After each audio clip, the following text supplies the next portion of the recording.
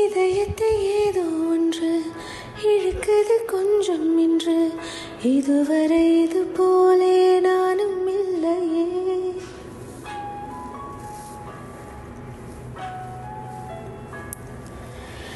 கடலலை போலே வந்து கரைகளை அள்ளும் ஒன்று முழுகிட மனதும் பின்வாங்கவில்லையே.